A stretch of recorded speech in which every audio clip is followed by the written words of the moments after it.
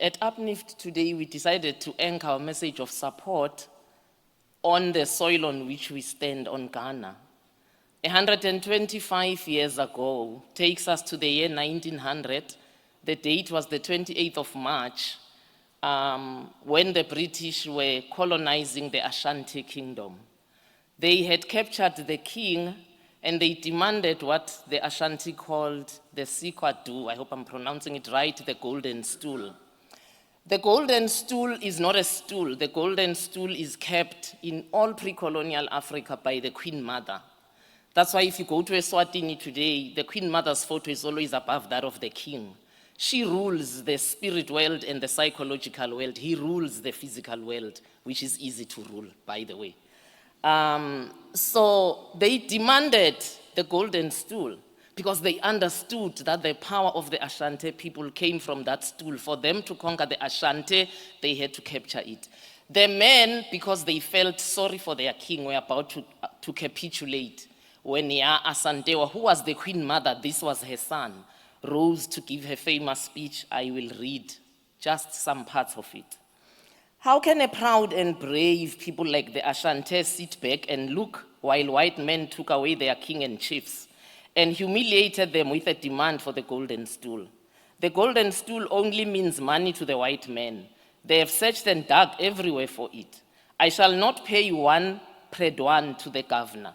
If you, the chiefs of the Ashanti, are going to behave like cowards and not fight, you should exchange your loincloths for my undergarments. She then subsequently rose and shot her gun into the air, assembling warriors to the number of 5,000 whom she led to war against the British. Before they started the war, she gave them another chant. She said, "Brave men of Ashanti, we are now faced with a serious confrontation by the governor's extremely provocative request for the Golden Stool, which is the religious symbol of unity of the Ashanti nation. Not quite long ago, the white men came and unilaterally occupied our God-given land, and by force of arms declared war on the Ashanti and made us a protectorate. We should also not forget that during the reign of King Karikari, the aggressors waged a senseless war on us, destroyed the seat of the Ashanti monarch and burned our palace to the ground, and bequeathed all its possessions. Taking our brave men for a ride, the governor arbitrarily arrested and deported her king together with some prominent Ashanti chiefs without you men raising a finger. Today, he has come again to demand the Golden Stool. Gallant youth and men of our fatherland, we shall not sit down to be dehumanized. We should rise and defend our heritage. It is better to perish than to look on sheepishly while the white man, whose sole business on our country is to steal, kill, and destroy, threatens to rob us of our Golden Stool. Arise and defend the Golden Stool from being captured by foreigners. It is more honorable to perish in defense of the Golden Stool than to remain in perpetual slavery. I am prepared and ready to lead you to war against the white man." How does that link to reparations and to reparative justice? I think when we demand what was stolen from Africa, we call them artifacts. Sure, some were artifacts, but not all of it were artifacts. A lot of what the white people stole from us is our spiritual heritage that they use now to govern us. They wanted the Golden Stool so desperately they were prepared to go to war for it because they knew the power of the Golden Stool.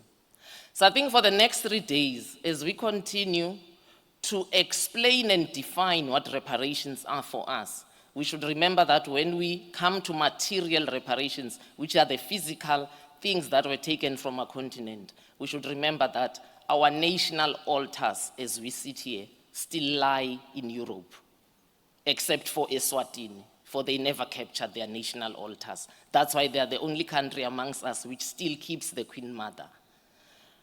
I think secondly, as we deliberate on this, Jason and Aphrodite and all of us, let us remember that we are not asking for reparations for slavery and colonialism. I think at APNIFFT we are saying there's a third missing word there. We are demanding for reparations for slavery, colonialism, and neocolonialism.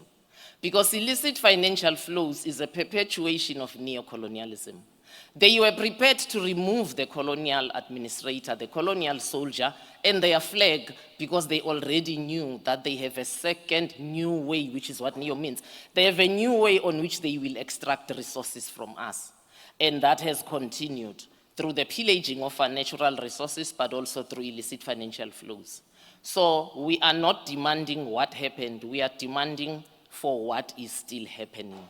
And I wish that for the 3 days coming, we shall all live with one united definition, unflinching, of saying this is what we want and this is our program. Mandla! Mandla! Maibuye! Maibuye! I-Africa! Maibuye! I-Africa! Viva Aphrodite, viva! Viva Aphrodite, viva! Viva AFCOT 5, viva! Viva AFCOT 5, viva! Viva Aphrodite, Aphrodite, Aphrodite, Aphrodite, Aphrodite, Aphrodite, Aphrodite, Aphrodite, Aphrodite, Aphrodite, Aphrodite, viva!